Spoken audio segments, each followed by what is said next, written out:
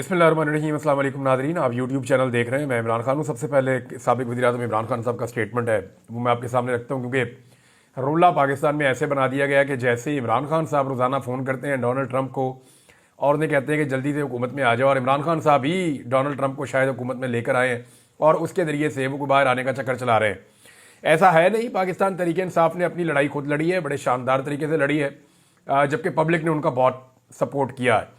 इससे पहले नवाज शरीफ साहब ने जब एस्टेब्लिशमेंट से लड़ाई लड़ी तो पब्लिक की सपोर्ट उनके साथ नहीं थी, क्योंकि लोगों को ये लगता था कि मियाँ साहब की जो लड़ाई है वो उनके अपने ज़ाती इक़्तिदार के लिए है, और बाद में ये साबित भी हुआ। लेकिन इमरान खान के साथ लोगों ने लाजवाल किस्म की एक तारीख रकम की है, मुज़ाहमत की।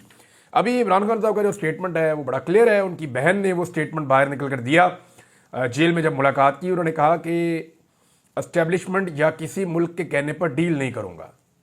अडियाला जेल के बाहर अलीमा खान साहिबा ने बताया कि इमरान खान ने कहा कि अदलिया का मजाक बना दिया गया है, मैं हर केस लड़ूंगा, जब केसेस लड़ रहा हूं तो मुझे डील करने की ज़रूरत क्या है।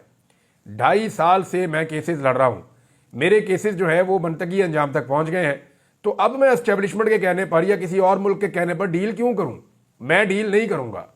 अलीमा खान के मुताबिक इमरान खान का कहना है कि 9 मई उन्होंने किया जिन्होंने CCTV फुटेजेस चुराई हैं। 9 मई की साजिश पहले से तैयार की गई थी। जिन लोगों ने 9 मई के बाद पार्टी को छोड़ा उनके केसेस माफ कर दिए गए। ये 2 चीजें बहुत इंपॉर्टेंट हैं जिन पे इमरान खान साहब बात करते हैं बार बार। नंबर 1, वो कहते हैं CCTV फुटेज किधर गई, लाए ना सारी फुटेज दिखाएं 9 मई की, कि कौन क्या कर रहा था, किस तरह से हो रहा था, कौन लीड कर रहा था, कौन लोग रिस्पॉन्सिबल हैं और कौन लोग जिम्मेदार नहीं हैं। ये वो फुटेज इमरान खान साहब बार बार मांगते हैं, लेकिन वो मिलती नहीं है। अब आप ये देख लीजिएगा, मैं आपको पहले दिन से कह रहा हूं कि 26 नवंबर की CCTV फुटेज इस्लामाबाद की बहुत इंपॉर्टेंट है, लेकिन एक वक्त आएगा कि पता चलेगा कि वो फुटेज नहीं है और इसको अनाउंस कर दिया जाएगा, एक वक्त आएगा। अच्छा, इमरान खान साहब ने कहा, जिन लोगों ने, दूसरा जो इंपॉर्टेंट नुकता है वो बहुत बड़ा, बहुत डिस्कस हुआ पाकिस्तान में, जिन लोगों ने पार्टी छोड़ दी वो कैसे हो सकता है कि वो बेगुनाह हो गए। यानी एक आदमी ने एक जुर्म किया है, भाई उसको जुर्म की सजा तो होनी है ना। अब जुर्म होने के बाद वो ये कहता है जी कि मैं आइंदा नहीं करूंगा, ठीक है, जो जुर्म आपने किया उसकी अब सजा काटे। जब जुर्म कर दिया वो ये कहेगा, ऐसा मुमकिन नहीं है ना। अब कुछ सहाफी वो टीवी पे बैठ के कह रहे हैं जनाब वो तो आर्मी चीफ की सवाबदीद है कि वो माफ कर दें। क्यों भाई, ऐसा तो नहीं हो सकता कि वो आर्मी चीफ का और जाती मामला तो नहीं था उस आदमी का, कि आर्मी चीफ का उसने कर्जा देना था तो आर्मी चीफ ने कहा जी मैंने माफ कर दिया, तो ऐसे तो नहीं हो सकता। ये तो जो बयानिया बनाया गया, बयानिया तो ये कहता है कि अंदलीब अब्बास ने और मुराद रास ने और फरूक हबीब ने और बाकी बहुत सारे लोगों ने, इन्होंने रियासती इदारों के ऊपर हमला किया है, पाकिस्तान की दिफाई तनसीबात को नुकसान पहुंचाया है, यही बयानिया बनाया जाता है ना। तो भाई जब इन्होंने ये किया है तो आर्मी चीफ को और इनका जाती मामला तो नहीं है कि आर्मी चीफ माफ कर देंगे। भाई कानून के मुताबिक कार्रवाई तो होगी, केस तो चलेगा, फैसला तो आएगा, लेकिन उनमें से कुछ भी नहीं हुआ। ये लोग ऐਵੇਂ इधर उधर की बातें करते हैं। मामला यह था कि एक पॉलिटिकल पार्टी को दबाना था, उस पॉलिटिकल पार्टी को सियासी तौर पर नुकसान पहुंचाना था, और उसके लिए 9 मई को बतौर वेपन इस्तेमाल कर दिया गया। 9 मई के जो असल मुल्जिमान हैं वो किधर हैं, उनको सजाएं होनी चाहिए, क्यों नहीं होनी चाहिए। जो गलत हुआ वो गलत हुआ, लेकिन जो गलत नहीं हुआ उसको तो आप गलत नहीं कह सकते। मिसाल के तौर पे 9 मई के ऊपर अगर एक जुडिशियल इंक्वायरी होती है तो पता चल जाए जिम्मेदारान कौन है, उनको सजा मिल जाए या अदालतों से सजाएं मिल जाए। अब जो बंदा कहेगा मैं पीटीआई के साथ हूं वो 9 मई की सजा काटेगा, और जो बंदा कहेगा मैं पीटीआई के साथ नहीं हूं वो 9 मई की सजा नहीं काटेगा। तो इसका मतलब है तो सियासी मामला है सारा। अगर ये सियासी ना होता, कानून का और इंसाफ का मामला होता, तो फिर तो सबको सजा मिलती। तो पीटीआई के साथ वाबस्तगी होना या ना होना 9 मई में सजा देने या ना देने का तयन करता है। यह नाइंसाफी है जिसके ऊपर इमरान खान साहब बार बार जिक्र करते हैं। फिर इमरान खान साहब ने कहा कि 26 नवंबर को लातादाद लोग मिसिंग हैं, लाल मस्जिद की तरह लाशें दफनाई गई हैं। आप मुल्क की सरहदों की फिक्र करें। 2 मुतालबात हैं, 9 मई और 26 नवंबर पर जुडिशियल कमीशन बनाए जाएं और बेगुनाह कैदियों को रिहा किया जाए। ये 2 मुतालबात हैं। इमरान खान की हमशीरा ने मजीद कहा कि इमरान खान ने कहा कि वो बनी गाला हाउस में अरेस्ट पर नहीं जाएंगे। तोशाखाना 2 केस भी तोशाखाना के पहले केस जैसा ही है। अलकादर यूनिवर्सिटी केस में 6 तारीख को इमरान खान को सजा सुनानी है, यानी उन्हें पहले से पता है कि अदालत ने 6 तारीख को सजा ही सुनानी है। फैसला जो महफूज किया हुआ उसमें इमरान खान साहब बाइज्जत बरी होने नहीं जा रहे। 6 तारीख को अलकादर यूनिवर्सिटी वाले केस में इमरान खान साहब को सजा सुनाई जाएगी, इतना कंफर्म है उनकी फैमिली भी। अलकादर केस और तोशा खाना 2 आला अदालतों में खत्म हो जाएंगे। और इमरान खान साहब ने कहा जी मैंने तो अपने सारे केसेस लड़ लिए, मेरे मैक्सिमम केसेस खत्म हो गए, 95% केसेस जीतने के बाद मैं डील क्यों करूं। इस मुल्क में डील को एक गाली समझा जाता है और जिसने डील की है उसने बाद में भुगता भी है। तो इमरान खान ने साफ कह दिया जी मैं डील नहीं करना, चाहे मुझे कोई भी कहेगा, मैं किसी किस्म की डील के लिए तैयार नहीं हूं। अच्छा, इस पे एक स्टेटमेंट आया और ये शेख वकास अकरम साहब ने दिया, और क्योंकि अभी बड़ा बयानिया बनाया जा रहा है और जमात इस्लामी को इस्तेमाल किया गया है। हाफिज नईमुर रहमान साहब इंतहाई मादरत के साथ वो एस्टेब्लिशमेंट के हाथों में इस्तेमाल हो गए और उन्होंने जेल में कैद एक कैदी से, जिसने पाकिस्तान की तारीख में सबसे खुलकर बतौर वजीर आजम फ़लस्तीनियों का साथ दिया, जिसने इस्लामोफोबिया के खिलाफ आवाज़ उठाई, जिसने पूरी दुनिया में नामूस रसालत के लिए आवाज़ उठाई, जिसने पाकिस्तान में वो तमाम इकदाम उठाए जिस पे जो एंटी इस्लाम कुव्वतें हैं उन्हें तकलीफ पहुंची, उस आदमी को वो चैलेंज कर रहे हैं हाफिज नईमुर रहमान साहब जमात इस्लामी के कि तू जेल में बैठ के मुझे ये साबित कर कि तेरा ईमान ठीक है। और जो लोग बाहर बैठे हुए हैं जिनको जाली हुकूमत के अंदर ला के बिठाया गया है, उनसे हाफिज नईमुर रहमान साहब सवाल करने की जरूरत नहीं कर रहे। ये बड़ी बारीक वारदात है। इस वक्त पाकिस्तान की हुकूमत और पाकिस्तान के इदारे एक मिशन पर है कि किसी तरह से भी इमरान खान साहब से कुछ ऐसे मामलात करवाए जाएं और किए जाएं जिनके जरिए से एक नया बयानिया डेवलप किया जाए पाकिस्तान के अंदर और पाकिस्तान के बाहर और। लेकिन ये जो दौर है ना, ये सोशल मीडिया का दौर है, आप जो मर्जी कर लें आप पकड़े जाएंगे। तो बारीक वारदात के लिए हाफिज नईमुर रहमान साहब को इस्तेमाल किया गया। इमरान खान साहब का मौक़िफ़ बड़ा क्लियर है, वो ये कहते हैं सवाल ही पैदा नहीं होता मैं इसराइल को तस्लीम करूं, मैं अपने अल्लाह को भी जाके जवाब देना है। इमरान खान साहब ने खुद बताया कि मेरे ऊपर बहुत दबाव है लेकिन मैंने इसराइल को तस्लीम नहीं किया। हाफिज नईमुर रहमान क्यों नहीं नाम लेते जनरल बाजवा को, और ने क्यों नहीं कहते कि हलफ लेकर बताओ कि आप सहाफियों के साथ क्या बातें करते थे। जनरल बाजवा से क्यों नहीं पूछते, अभी जो मौजूदा आर्मी चीफ है या एस्टेब्लिशमेंट है या मौजूदा जो हुकूमत है, इनसे क्यों नहीं पूछते कि क्यों मारते हैं लोगों को जब वो लोग निकलते हैं इसराइल के खिलाफ एहतजाज करने के लिए या फलस्तीनियों के हक में एहतजाज करने के लिए। आपकी अपनी जमात के सेनेटर मुश्ताक अहमद के साथ क्या कुछ नहीं किया, उसके ऊपर तो आप नहीं बोले। बहरहाल वो एक बारीक वारदात थी लेकिन पकड़ी गई, और जब बारीक वारदात पकड़ी जाती है तो जिसकी पकड़ी जाती है वो बहुत बुरी तरह फंस जाता है। यहाँ पे शेख वकास अकरम साहब का स्टेटमेंट है और उन्होंने ये कहा कि साबिक वज़ीर-ए-आज़म इमरान खान ने अपने सियासी हरीफों की तरह डील के लिए कभी भी गैर मुल्की मुदाखलत पर इन्हिसार नहीं किया। आसिफ अली जरदारी और नवाज शरीफ का हवाला देते हुए उन्होंने कहा कि माजी में कैद से बचने और मुल्क छोड़ने के लिए इन्होंने मुआहदे किए हैं। और उन्होंने कहा वज़ीर दिफा ख्वाजा आसिफ और चेयरमैन पीपल्स पार्टी बिलावल जरदारी की जानिब से लगाए गए इल्ज़ामात के जवाब में दोनों रहनुमा तवज्जो हासिल करना चाहते हैं और मीडिया कवरेज के लिए इमरान खान के खिलाफ बयानात दे रहे हैं। अच्छा, एक चीज़ और है, इमरान खान साहब को जब नवाज शरीफ के बारे में पूछा गया ना, अभी वो तफसीली जो आएंगी खबरें मैं आपको अगले वीडियो में शेयर करूंगा कि जी वो ख्वाहिशात आ रही हैं जी कि आप नवाज शरीफ और जरदारी इकट्ठे बैठ जाएं, तो इमरान खान ने कहा नवाज शरीफ तो 12वां खिलाड़ी है, उसकी तो सियासत फारग हो गई है, वो अब आम फैसले कैसे कर सकता है। अब आप अंदाज़ा करें कि इमरान खान साहब का जेल में कॉन्फिडेंस कितना है। यहाँ लोगों ने नवाज शरीफ को महात्मा बनाया हुआ है।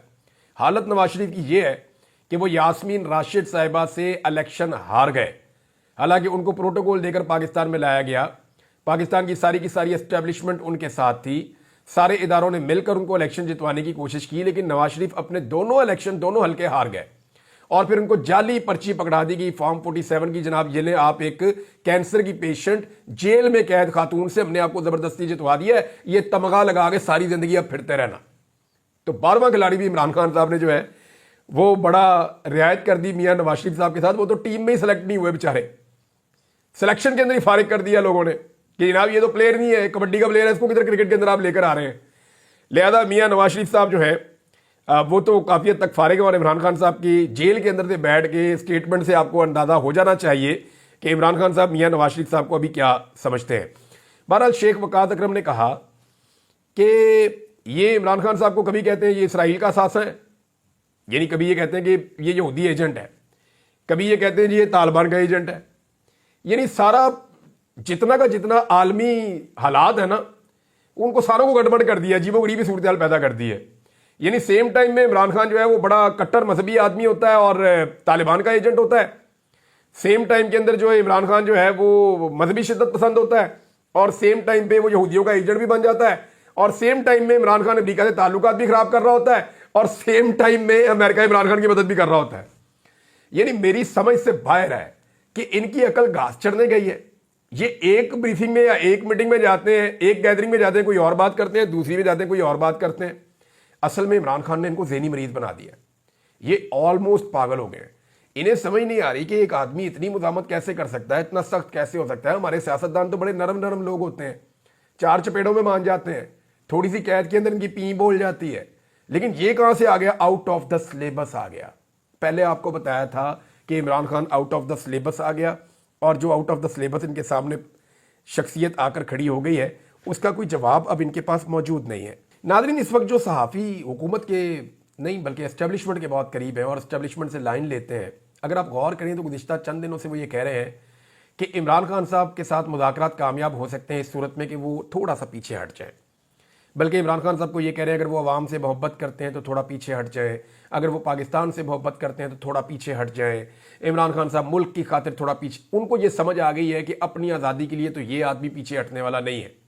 तो अब इसके ऊपर दबाव डालोगे अवाम की खातिर हट जाए, तो अवाम की खातिर तो वो डट कर खड़ा है। अब मामला ये है कि सब ये चाहते हैं कि इमरान खान साहब कुछ एक स्पेसिफिक टाइम पीरियड के लिए, कभी वो टाइम पीरियड 6 महीने तक भी आ जाता है, कभी 2 साल तक चला जाता है, कभी 1 साल तक चला जाता है, वो वेरी करता रहता है। लेकिन सब ये चाहते हैं कि इमरान खान साहब जब बाहर निकले तो कुछ अरसे के लिए वो हुकूमत गिराने की किसी भी तहरीक का हिस्सा ना बने, ना किसी तहरीक को शुरू करें, और इमरान खान साहब हुकूमत को फ्री हैंड दें और उन्हें काम करने दें। हालांकि ये हुकूमत जब तक रहेगी पाकिस्तान की इकॉनमी को बर्बाद करेगी, क्योंकि मेरे पास एक और डाटा है साल 2024 का, और 2024 के साल में आपको पता है पीडीएम सरकार रही है, यही वाली हुकूमत। तो इन्होंने जो कर्जा लिया ना इस साल, वो 3,919 अरब का कर्जा लिया है। 3,919 अरब का कर्जा इन्होंने लिया है। इसको अगर आप 365 पे तकसीम करें ना, तो ये पाकिस्तान की वफाकी हुकूमत की बात मैं कर रहा हूं। हालांकि तालीम, health, transportation, law and order, बेशुमार चीजें जो है सूबे अपने खुद चलाते हैं, वो खर्चा अलग है। वफाक ये खर्चे नहीं उठाता। वफाक की दाखिला पॉलिसी, खारजा पॉलिसी, दिफा पॉलिसी, कुछ और चीजें, इसके अलावा वफाक कुछ नहीं। और लोग जो टैक्स देते हैं वो पैसा अलग है। अब आप ये देखें कि वफाकी हुकूमत का जो बटुआ है उसके अंदर पाकिस्तानी बेशुमार पैसा डाल रहे हैं रोजाना। इन्होंने हमसे इजाफी टैक्सेस लिए IMF के कहने के ऊपर। पेट्रोल महंगा कर दिया, घी महंगा कर दिया, आटा महंगा कर दिया, दालें महंगी कर दी, सेल टैक्स महंगा कर दिया, टैक्सेस इन्होंने बढ़ा दिए, शरह सूद इन्होंने बढ़ा दी। इन्होंने हर चीज को बढ़ाते बढ़ाते बिजली और गैस की कीमतों में होश रबा इजाफा करके इन्होंने पाकिस्तानी अवाम का खून निचोड़ लिया। अब इतना पैसा इनके बटुए में गया है, लेकिन उसके बावजूद इनको और पैसा चाहिए। तो और पैसा इन्होंने दुनिया का महंगा तरीन कर्जा लिया है, और इस दफा 3,919 अरब रुपए का कर्जा इन्होंने इजाफा किया है 2024 में। अगर आप इसको 365 पे तकसीम करना, तो ये हुकूमत अवाम का खून निचोड़ने के बावजूद रोजाना 11 अरब रुपए का कर्जा ले रही है। इस्लामाबाद के 27 किलोमीटर के ऊपर जो हुकूमत बैठी हुई है ना, ये 11 अरब रुपए का रोजाना कर्जा ले रही है। अवाम का खून अलहदा निचोड़ रही है। अरबों रुपया अवाम से ले रहे हैं, अरबों रुपए का कर्जा ले रहे हैं, लगा खा रहे हैं। वहां पे पारा चिनार के अंदर बच्चे शहीद हो रहे हैं, उनके पास दवाइयां नहीं है, उधर दवाइयां ये पहुंचा नहीं सक रहे, लगा कर रहे हैं। मुझे तो लगता है ये पैसा खर्च हो रहा है इनकी अयाशियों के ऊपर या कमीशनों के ऊपर, क्योंकि पाकिस्तान के अंदर जितने बड़े बड़े मेगा प्रोजेक्ट थे वो सारे तकरीबन बंद कर दिए गए हैं। खैबर पख्तूनख्वा से लेकर कराची तक बहुत सारे ऐसे मंसूबे जो अवामी फलाई मंसूबे थे, उन मंसूबों को रोक दिया गया है। तो ये इतना अरबों रुपया ये हुकूमत जो इकट्ठा कर रही है, ये लगा कर रही है। कहीं आपको ग्राउंड पे नजर आ रहा है ये पैसा लगता हुआ? ये इनकी अयाशियों और अल्ले तल्लों के ऊपर ये पैसा खर्च हो रहा है। ये दुनिया के अंदर जो चक्कर लगाते फिर रहे हैं, उन चक्करों के ऊपर ये पैसा खर्च हो रहा है। 11 अरब रुपए रोजाना का कर्जा कौन लेता है? और ये वो इजाफी पैसा है जो रोजाना ये खर्च करने के लिए ले रहे हैं। जो दूसरा पैसा है जो अवाम से ये निचोड़ रहे हैं, वो अलग इनकी जेबों में जा रहा है, और ये सारा पैसा वापस भी पाकिस्तान के अवाम ने ही करना है। नाज़रीन, 2024 का जिक्र हुआ तो फिर मैं 3 तारीखें आपको बताता हूं। 3 ऐसे फिगर हैं 2024 में जिन्हें कई दहाइयों तक भुलाया नहीं जा सकेगा। यानी आपके बहुत साल गुजर जाएंगे, लेकिन ये 3 फिगर आप भूल नहीं सकेंगे जो 2024 में सामने आए। एक 8 फरवरी 2024, इलेक्शन का दिन, इनकलाब का दिन था, उसको आप कभी नहीं भूल पाएंगे। एक फिगर है 47, ये फॉर्म 47 का फिगर भी आप कभी नहीं भूल पाएंगे ये बड़े लंबे अरसे तक पाकिस्तान के साथ चलेगा, क्योंकि पाकिस्तान की तारीख की बदतरीन धांधली हुई है। और एक फिगर है 26 नवंबर 2024, जब कत्लेआम किया गया डी चौक में। और इस हवाले से अभी कुछ और स्टेटमेंट भी सामने आ रहे हैं। शाहीन सहबाई साहब ने एक स्टेटमेंट दिया, मुझे फ़ोन आया था, ये जो ओन अब्बास बप्पी साहब के कोई पीए हैं मुबशर साहब, उनका भी फ़ोन आया, कहते जी हम भी गए थे उनके घर और हमने मालूमात इकट्ठी की है कि वहाँ क्या चल रहा है। तो वो जो मालूमात बता रहे हैं वो तो बड़ी खौफनाक है। उन्होंने बताया कि वाकई उस बंदे को गोली लगी है और गोली के साथ उसकी शहादत हुई है और उसकी लाश अकड़ी हुई थी, उसके आसपास का सारा ब्लड जमा हुआ था और वहाँ पे और भी लाशें देखी गई हैं। वो कह रहे हैं जी इसके ऊपर हम तहकीकात कर रहे हैं, मजीद इन्फॉर्मेशन आपके साथ शेयर करेंगे। शाहीन सहबाई साहब ने एक स्टेटमेंट दिया है इस बारे में। वो ये कहते हैं कि अब तो अस्पताल से लाशें भी निकलना शुरू हो गई हैं। अवाम को गोलियां मारकर शहीद तो किया गया है, लाशें छुपा ली, अस्पताल पर फौज लगा दी और सहाफ़ियों का दाखिला बंद कर दिया था, मगर खून खुद बोलता है। एक लाश वापस की और दर्जनों लाशों की मौजूदगी का सुराग मिल गया। एक ताबूत में 3-3 लाशें रखी हुई हैं। कहाँ हैं सारे जज और इंसानी हकूक के चैंपियन जो हज़ारों डॉलर दुनिया भर से वसूल करते हैं? अब ये सवाल जनाब उन्होंने उठाया है। कुछ चीज़ें जो हैं वो मुझे मज़ीद इस बारे में पता चली हैं, लेकिन मेरे ख्याल में हमें इंतज़ार करना चाहिए। पाकिस्तान तहरीक इंसाफ को इसके ऊपर एक अपना मौक़िफ़ लेना होगा ऑफिशियली, लेकिन अभी तक तहरीक इंसाफ ने इसके ऊपर कोई अपना ऑफिशियल मौक़िफ़ पेश नहीं किया। नाज़रीन, एक और खबर है, वो ये है कि पाकिस्तान के वज़ीर दिफ़ा ख्वाजा आसिफ ने और अपोजिशन लीडर उमर अयूब ने, हैरत अंगेज़ चीज़ है, दोनों ने पाकिस्तान की इंटेलिजेंस एजेंसियों पर कड़ी तनकीद की है। हैरत अंगेज़ तौर पर इन दोनों के बयानात में बॉर्डर पर सिक्योरिटी और इंटेलिजेंस की सूरत हाल पर अदम एतमाद का इजहार दिखाई देता है। दोनों के जरा बयानात आप देख लीजिए कि उमर अयूब साहब ने क्या कहा और फिर आप देखिए कि ख्वाजा आसिफ साहब ने क्या कहा। तो नाज़रीन, ख्वाजा आसिफ साहब का स्टेटमेंट है कि बशाम में जो चीनी इंजीनियर पर हमले में इस्तेमाल होने वाली गाड़ी चमन के रास्ते पाकिस्तान में दाखिल हुई। 10 दिन बारूद से लदी हुई गाड़ी फिरती रही। रास्ते में जो चेक पोस्टें हैं उनमें कौन लोग हैं, इन चेक पोस्टों के से गंदम भी स्मगल होती है और तेल भी स्मगल होता है। वज़ीर दिफा ख्वाजा आसिफ के फौज पर इल्ज़ामात, ये अमजद खान साहब ने इसको ट्वीट किया और ये हामिद मीर साहब के साथ ख्वाजा आसिफ साहब ने बात करते हुए ये स्टेटमेंट दिया। इसी नुक्ते के ऊपर अब मैं आपको सुनाता हूं कि उमर अयूब साहब क्या कह रहे हैं। उमर अयूब साहब कह रहे हैं कि बॉर्डर पर पटवारी या गर्दावर तो चेकिंग नहीं कर रहा, तकरीबन 550 अरब रुपए का पेट्रोल स्मगल होकर आता है। 550 अरब रुपए का पेट्रोल ये स्मगल होकर आता है। वो रेडियो, खच्चरों, गधों पर तो नहीं आता। इंटेलिजेंस के एहलकार जब मीडिया के पीछे मसरूफ होंगे तो इस गैर कानूनी काम को वो कैसे देखेंगे? यानी यहां पे भी तनकीद आई है। मैं इससे बड़ी एक चीज आपको और बताता हूं नाज़रीन, आज से तकरीबन ये बात है 2-2.5 माह पहले की। मुझे कुछ लोगों ने कुछ फैक्ट्स बताए और मैंने कहा जी मैं ट्रैवल करके देखना चाहता हूं। और मैंने फिर खैबर पख्तूनख्वा से लेकर बलूचिस्तान के कुछ कबायली इलाके वहां पर एक दफ़ा ट्रैवल भी किया था। पहले भी मैंने एक दफ़ा किया था, तो दोबारा मैंने एक दफ़ा ट्रैवल किया और मेरे पास वो सबूत मौजूद है। मैंने उनकी कुछ तस्वीरें और वीडियोज़ बनाकर रखी हुई हैं और वो मैं इंशाल्लाह आपके सामने रखूंगा जब वक्त आएगा, क्योंकि उसके ऊपर मैं पूरी एक डॉक्यूमेंट्री बना सकता हूं।